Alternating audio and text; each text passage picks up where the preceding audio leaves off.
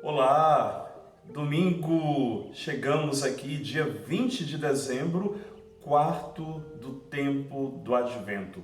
É o último domingo deste tempo tão especial que nos prepara para celebrarmos o mistério do nascimento do nosso Salvador. Assim, a liturgia de hoje nos coloca diretamente na alegria deste Deus que se encarna, que se faz humano, que vem até nós para oferecer a plenitude do seu amor e da salvação. Assim, querido irmão que está aqui rezando essa palavra comigo, olha, quero começar essa reflexão de hoje com o belíssimo salmo que nos é apresentado. Ó Senhor, eu cantarei eternamente o vosso amor. Cantar eternamente o amor de Deus. Que declaração mais bela que o salmista faz e que hoje nós temos a possibilidade de cantar e afirmar isso em nós. De forma que a liturgia distribuída nas suas três leituras, a primeira, um trecho do 2 Samuel, do livro de 2 Samuel, a segunda leitura, um trecho da carta de Paulo aos Romanos e o Evangelho de Lucas, tudo descrito aqui embaixo que você pode rezar com tranquilidade essa palavra de hoje. Olha, quero chamar a atenção para você, já no início dessa nossa reflexão, para mergulhar, abrir o teu coração para o mistério de Deus e como, de fato, Deus sempre escolhe um caminho que dentro da lógica humana parece absurdo, aquilo que realmente a nossa razão, a nossa mente não consegue compreender, é por esse caminho que Deus vai, desmantelando tudo aquilo que nós acreditamos que é tão determinado, que é tão certo. Deus vai mostrar que para Ele o caminho é diferente. Então vamos lá. A primeira leitura, um trecho muito precioso, como eu disse, do segundo livro de Samuel. É um momento quando Davi, já tendo alcançado muitas vitórias, quando Deus já tinha libertado Davi dos seus inimigos, e Davi está numa vida completamente confortável no seu palácio, sendo acompanhado sempre pelo profeta Natã, que podemos traduzir o seu grande diretor espiritual. Natã, como grande profeta, foi sempre esta ponte entre Davi e Deus.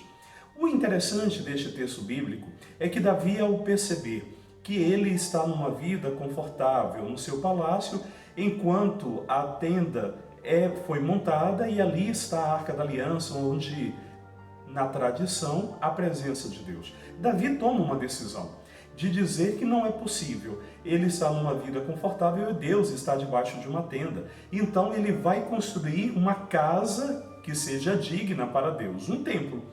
E Natã imediatamente concorda com Davi. E aí, de maneira imediata, Deus fala com Natã, afirmando: olha, o caminho não é por aí. O que eu desejo é algo completamente diferente. E Deus então vai dizer a Natã: diga ao teu servo Davi que eu que construirei para ele uma casa. Ou seja, Deus está falando da dinastia, da descendência de Davi. E Deus então questionará quem ele, numa tradução bem simples, quem Davi está pensando que é para colocar eu que sou o seu Deus dentro de um lugar específico. Lembre a Davi que eu sempre estive com ele, que eu sempre caminhei com ele, que eu sempre estive junto do povo, caminhei no meio do povo. Ora, queridos, aqui vem para nós duas coisas fundamentais. A primeira delas é que Natã, mesmo sendo um homem de Deus, um grande profeta, até Natã se equivocou, para dizer que até mesmo os profetas podem se equivocar quando não estiverem muito atentos ao que Deus quer ou deixarem-se seduzir por aqueles que ele deveria orientar. Natã se equivocou, mas ao mesmo tempo, atento à voz de Deus, aí vem para nós o segundo e belíssimo ensinamento dessa primeira leitura. Deus é Deus. Por isso, nenhum lugar, nenhum espaço criado pelo ser humano é capaz de dizer que Deus está ali na sua totalidade. Ou seja, Deus se faz presente em todos, é verdade. Deus se faz presente em toda a humanidade. Deus se faz presente em nossos templos, sim, Mas nenhum templo será suficiente para colocar a totalidade de Deus, porque Deus é Deus. E nenhum templo é capaz de resumir e de encaixotar, numa linguagem bem simples, quem Deus é. E é exatamente isso que Deus vai ensinar para Natan e para Davi. Eu sou o seu Deus. E mais do que vocês disserem que eu estou aqui ou acolá, eu sempre estarei no meio do povo. Eu sempre caminharei com vocês. E isso, meu querido irmão, para mim é encantador. Deus não é aquele que se faz distante, como já rezamos aqui outras vezes, naquela frase inventada e repetida por tantos cristãos, Deus acima de todos, uma frase de cunho pagão que não representa a tradição judaica, cristã, bíblica. Deus sempre quis estar no nosso meio. Deus não está lá, distante, nas alturas. Deus caminhou com seu povo e a primeira leitura confirma isso. E quando Deus então diz, vem para nós outro ensinamento, quando Deus diz que dará uma dinastia a Davi e que fará essa dinastia por meio daquele que será chamado filho, é bem verdade que no Antigo Testamento a gente vai entender que a descendência de Davi, ali no Antigo Testamento, vai ser a representação do projeto de Deus. Porém, nós vamos entender que a promessa de Deus se cumpre definitivamente naquilo que nós encontramos no Novo Testamento, graças à vinda de Jesus. A promessa de Deus feita a Davi se cumpre definitivamente em Jesus, e Lucas, que é o evangelho de hoje, vai narrar isso de forma muito clara. Primeiro, aquele que veio quando o anjo visita Maria, vai dizer: olha, o filho que você vai conceber é da descendência de Davi, né? A narrativa de Lucas, junto ao diálogo com Maria, com José, vai deixar isso muito claro. Depois, o texto de Lucas afirma: ele será grande e o seu reinado não terá fim, para dizer que todos os reinados até então se findaram. Mesmo o reino de Davi, que foi um reino duradouro e de bondade para o povo, o reino terminou, porque os reinos humanos sempre têm um fim, mas o reino de Jesus não se findará. Por isso aqui nós encontramos a outra verdade da promessa feita lá no Antigo Testamento. E por fim, será grande e será chamado Filho do Altíssimo. É a grande certeza de que Jesus é o verdadeiro Messias, é o enviado de Deus.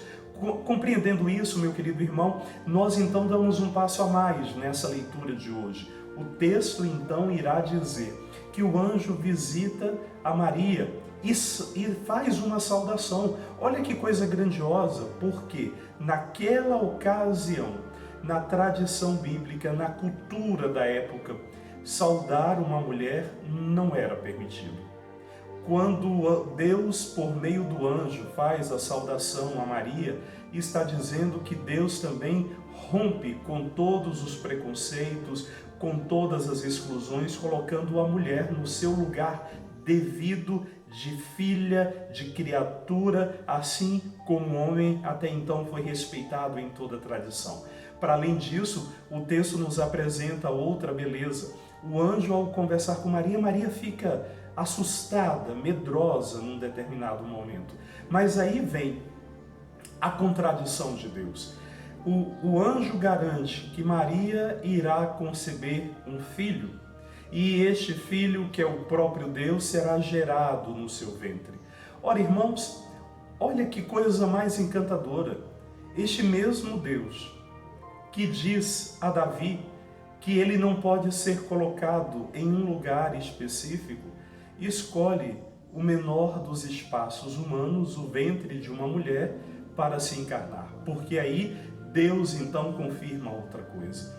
Encarnando-se, fazendo-se humano, Deus faz morada definitiva no meio de todos nós. E isso para mim é perfeito. A beleza da nossa fé cristã aqui encontra uma particularidade como em nenhum outro lugar.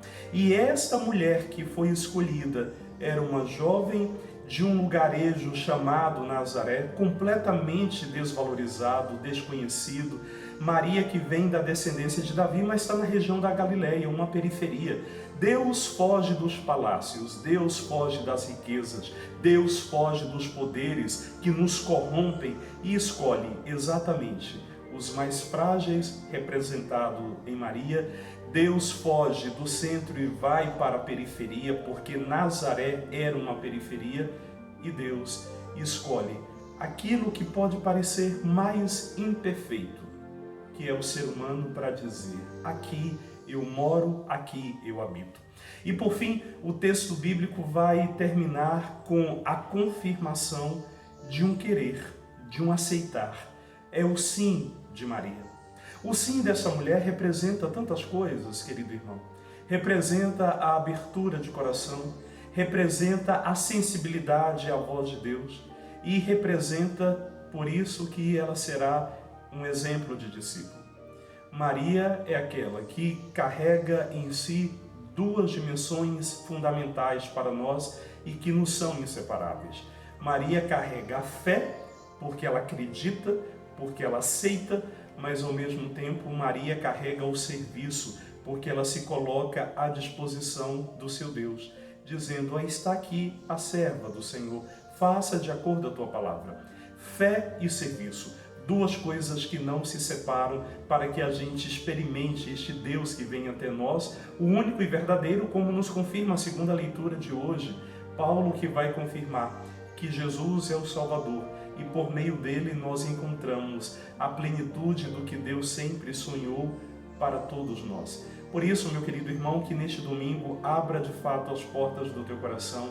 Saiba que Deus pode habitar em você, mas não só em você, habita no outro, habita onde você estiver, e que o teu sim possa ser um sim verdadeiro, marcado pela fé e pelo serviço, para que aí sim a gente possa cantar aquilo que nós hoje cantamos, como comecei: ó Senhor, eu cantarei eternamente o teu amor. Paz e bem para você e até amanhã, se Deus quiser.